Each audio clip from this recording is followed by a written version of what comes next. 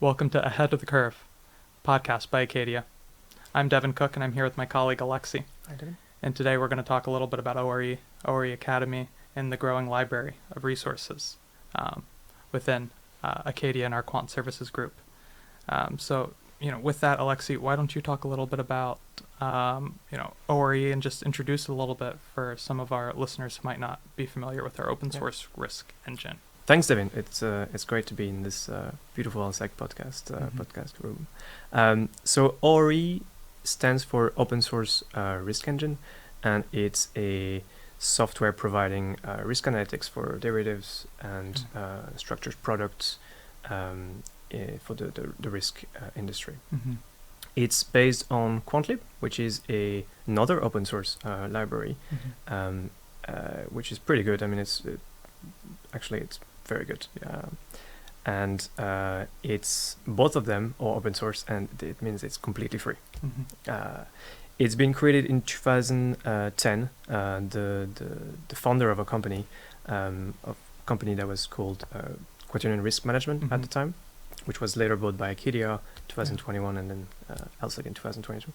The founder of a company were really avid users of Quantlib actually, and during the crisis of 2007, during the financial crisis, they decided that they needed to increase the coverage of what Quantlib could do, and they decided to create ORE, Open Source Risk Engine. They did that for multiple reasons. The first one was to improve the coverage of asset class, of products. At the time was really you needed like credit derivatives and inflation products such as ABS Square. CDO Square, ABS, all the not squared yet. All this complicated stuff. They needed to also to increase the coverage of analytics, so it can cover CVA, value at risk, sensitivity calculation, back testing, stress testing, etc. And as you can imagine, all these features along the years have been greatly improved. I mean, now we can cover hundreds, if not thousands, of different type of instruments in 6 different asset classes, multiple analytics, and we release our code every quarter now for a couple of years. I think we managed to do that every quarter. The last release last year was pretty successful. We released the American Monte Carlo. We released scripted trades, That's which huge. is promising thing. We'll talk about it a bit later. And then there was a third reason, probably one of the most important, why they decided to create Quantitative Risk Management and ORE. It was for a regulatory purpose, because they wanted to create sort of a transparency framework, where all the regulators could easily access all the code, and I guess that's something we're going to talk about in a moment. Yeah, it's really amazing to me just to see how far ORE has come. Originally it was this kind of internal pricing tool used by, that small company. And then now it's grown into this extremely robust pricing and risk engine. And what's so unique about that is pricing and risk engines across the industry are not free. They're third-party black box vendors. That our product, which does all of the same things, and we consistently expand and we maintain, is completely free, open source, and you can get it absolutely whenever you want. And we continue to expand and broaden our product scope and coverage, although now with our scripted trade framework that is a little bit less meaningful, but there are always different risk metrics and things to expand. So part of the team has kind of shifted the focus of ORE to usability, making it much easier to use. Because when it's an internal tool, it's not really as important, but we would like to make it as easy to use externally as possible. So basically, our goal is to make it as easy to use ORE from pip installing it or cloning the GitHub repo to running one of our 50 plus examples in our ever-growing Counting. In our ever-growing library of examples on both the standard ORE side and then the Python swig, which we'll talk more about later. With that increased focus on expanding our educational resources, expanding usability, you've played a huge role in that. So why don't you talk a little bit first about kind of open source and how you see open source in the risk space. Well, short answer, accessibility. I mean, it's and transparency as well. Long answer, you know what? One of the first question that client ask when we demo Ori is how come you're releasing all this feature for free? I mean, is it really sustainable? Other companies have made their entire business out of selling the same things exactly, but it's operating services, right? And it's somehow there's almost an adverse reaction when you hear it's free. It must be bad, it must not be that great, it must have all of these faults, or you must be tricking us in some way. Exactly, you're the product. Genuinely that's not the case. It's actually bad product, and it's actually neither. I mean, it's a great product that is perfect for the users. I mean, you just have to download it, you can use it, you can break it, you can identify errors, and you can improve it. That's part of the community, and we want people to do this, obviously. From a business point of view, I mean, any clients that is using Ori as the source of calculating risk, for example, is greatly advantageous, because they know that they have a software which has been used and reused and broken and reviewed by the regulators. And for the regulators, it's something that they already kind of know. They know that they could have actually reviewed it in another company, and they don't have to face a black box, which a lot of the third-party proprietary softwares are actually. So there's a lot of advantages in being transparent. Yeah, even aside from the user base of Ori, or I guess, in addition to the user base of Ori, Acadia's sim engine is powered via Ori. So you have, outside of our large user base, all of these trades every day being calculated, with sim being calculated. So it's also validated by, large institutions across the globe. True. And this really gets to the point that I think our mindset within the Quant Services Group is really more aligned with a tech company opposed to a traditional old financial firm. This is how we see ourselves. Exactly. One of the core tenets of Quant Services is that open source is really a mindset, not just our software, or not just a software license. Pushing out our high quality Ori code into GitHub is really only part of the job. Now we're seeing that the other part of the job is really democratizing its usage and putting out resources for others to learn it who aren't internal at Acadia and don't use it every day and maybe in another bank.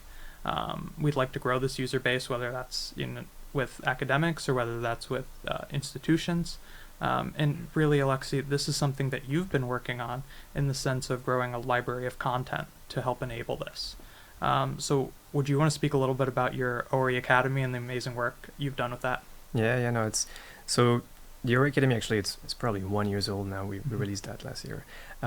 It aims to be a sort of library of content, library of mainly videos, tutorial videos, explaining how to use Ori, what is Ori, and how to use Ori. And for now, we have a YouTube channel. Hopefully, we'll have more medium of democratizing this knowledge about Ori. Ori, for a very long time, the way we developed Ori was really on a technical and technological point of view. We didn't really spend much time or much effort into marketing it or democratizing it. And that shifted when we were bought by Acadia, and where we had a little bit man resources, and we had a very supportive marketing team. So that was absolutely great. And it started from there. I mean, we already had a couple of videos, and all we needed was to add a few more so that we have enough sort of basic knowledge to provide to the viewers, so that they actually kind of know how to install or what is Ori, like install Ori, how to configure all the different files required, how to use it, and then after you can sort of use that as stepping stones to and create more sophisticated subject video. That means like more sophisticated analytics and etc. Yeah, because usage of ORE can be as simple as pricing an equity option to doing a more complex XVA or PFE. So really, there's a whole breadth of potential content there as far as learning. In our current content is already extremely robust. We have anything from just, like you said, installing ORE, which now is relatively simple, to a whole enterprise-wide infrastructure of ORE and how one might implement that. And then of course we have pricing and risk in between, pricing and risk content in between those two. But the library is already pretty robust. But would you want to talk about kind of what your big plans are, what the next steps of the ORE Academy is? There's a lot of stuff to do. I mean, we really want to increase the coverage, both internally, like so people in the company as well know about how to use ORE. It's not always obvious, and especially for potential users who might find ORE interesting. We have a lot of ideas. I don't know if we're going to succeed in providing them, but some of the ideas, some of the subject that we want to tackle, like we're talking about more sophisticated subject, where for example bootstrapping or CVA, value at risk, XVA, MVA, scripted trades, which is it's probably one of the most promising features that we released the last year that greatly increased our coverage of product. It's almost indefinitely now. That's pretty great. I'll give you a concrete example of what we're going to propose very soon. That's actually it's a work in progress at the moment, but we want to do videos where it explain subject of the derivatives world to people, and not necessarily showcase ORE, but use ORE as a medium to explain those concepts, which are sometimes very difficult, and you need numbers and graph to actually explain better. So we want to do a video about parametric value at risk, and we are going to split it into 4 videos. Like it was supposed to be one video at the beginning, and then the more you dig, it's like a rabbit hole. The more you do. So the first video will be entirely dedicated to OIS bootstrapping. That's one of the core knowledge of that our students learn. It's very important, and that involves knowing how to price an OIS instrument. That involves how to generate cash flow schedules, especially if there's a payment lag. That involve a log linear interpolation and root finding algorithm, etc. The whole thing. Then the second part will be dedicated to volatility, equity volatility calibration. The third one on sensitivity calculation, and fourth one finally on value at risk and how to use those sensitivity to calculate the value at risk. And that's a work in progress, so hopefully we'll be able to provide that very soon. Yeah, I think that's extremely interesting, and that's a really interesting project that really showcases kind of every step of ORE. And that's what we want to do, Exactly. You'll be able to kind of validate these numbers in many different ways. There's also a few more ideas, and I can throw you. It's one is throwing some tips about how to things that gravitate around ORE. It's not directly related to ORE, but that are gravitating around ORE. How to. There's one about how to debug ORE in Visual Studio. Potentially, we should do one on like explaining how to generate the documentation, which is in LaTeX, and how to generate that into PDF. Sometimes I remember trying to do that myself. It can be difficult. It can be very difficult. Good. But I would say it's difficult just because our documentation is so robust and we have a structured approach to our documentation. So that's why it's we have many different products and all the different risk metrics that we're able to run, and that's part of the reason it can be complex at times when dealing with the documentation. So it's not necessarily a bad thing. It's actually a good thing. One thing that potentially we could launch as well, could launch a new playlist on the YouTube channel about the derivatives glossary, definitions, about explaining some of the regulatory terms that are quite Sacker or like SSCVA, all this stuff, it might get. Yeah. I think it will be very interesting to explain those in very short videos, very short and focused videos. Yeah, I think that'd be perfect. I would personally find something like that very useful. I would learn a lot as well. Yeah, I mean, a lot of those regulatory terms, you can't really find in a glossary like that. So having a short snippet, just like a quick video, or you learn a little bit and maybe learn its relation to ORE and how to with a formula and some examples. Yeah, that'd be great. That would be perfect. Yeah, I look forward to a future. Let's see. There's a lot of work to do, and hopefully that we'll manage all that. Yeah, but I think everyone's looking extremely forward to further development in the ORE Academy, and thanks a lot for your work and leading that initiative. Another thing I wanted to talk a little bit more about, and I think is almost equally as important, is the recent Python implementation of ORE, and I especially think this is important because I came out of college knowing Python. Not C++. In this case, it would have been a little bit difficult for me to upstart with ORE. Now, many graduates, much like myself, come out of the box knowing Python, and they can get ORE very easily now and start working with it within a matter of seconds. Would you want to talk a little bit about kind of the Python swig and, kind of a little more detail on that than I gave?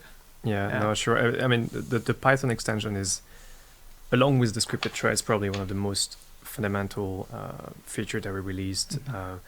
Like you say, everybody uses Python nowadays, and now with the pip install, there's one line to install it. That's compared to installing all the stuff and in C++ and in Visual Studio, that it's amazing.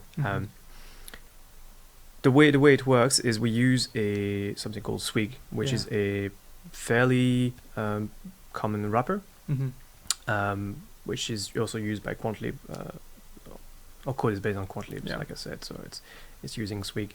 And there's multiple advantages of ORE using Swig as to export its functionalities. Yeah. First of all, in comparison to like a library that would have been built completely in Python, 100% in Python, it's way more fast and robust and powerful. Because that backend is C++. Exactly, which is faster, and so that's actually one reason why it's great. The second is the way Swig works. It actually works in two steps. The first step is it takes your function, your class in C++ and export it into an interface, which is language independent. So, and the second step is transforming this interface into, for example, one of the language available, which is, for example, Python. Yeah. And that means that if all the functionalities that we exported already into Python, it will be very easy to expand it into another language like Perl or C#, etc. So it's pretty powerful. Yeah. And like I said, we listen to the community. Like for now, it's not extensive. It's enough to work, to launch ORE and run some of the analytics. I think we want to export way more of it. That's probably what people are expecting of us, and we need to release those functionality, and we need to cover them through the ORE Academy. So that's one of the next steps, and I think we'll listen to what people want. If some functionality takes priority, I think we will listen to you. And that's exactly right. So, if any listeners have any ideas or do reach out. Yeah, absolutely. reach out, and we can, Alexi will make a video for you, and hopefully we'll get any... Or somebody else. Yeah, or somebody else, one of the other many members of our team. So we've talked a lot about education, usability, largely in relation to, the open source risk engine, and how that's evolved over time. And I think a lot of these ideas kind of coalesce in a recent partnership between Acadia and Northeastern University. Northeastern University, famous for their co-op approach to education, hands-on learning, and we've partnered doing a certificate program where some of the best professors in their quantitative finance program and some of our top partners and original builders of ORE can can teach students about quantitative finance, the financial regulatory environment, and importantly, using ORE, kind of all three components of the quant finance space, really, and I think that's really important, and I'm really excited for that internship. So, for that partnership. So, if anybody is interested in that, feel free to take a look. It's really exciting. Yeah, no, I did meet some of the team member of the Northeastern University, and they're very competent people. They're very nice. So pretty excited to see where this could go. It's actually a good mix between university and Acadia. I think so too. Would you care to share, Alexi, where you can find the ORE Academy and our listeners can look at these resources? Yeah, I mean it's on YouTube. So you just go on YouTube and you search for ORE Academy. That's Great. it. Thank you, Alexi. Yeah, thank you, Devin. Thank you for listening to Ahead of the Curve, podcast by Acadia. If you need more information, go to acadia.inc.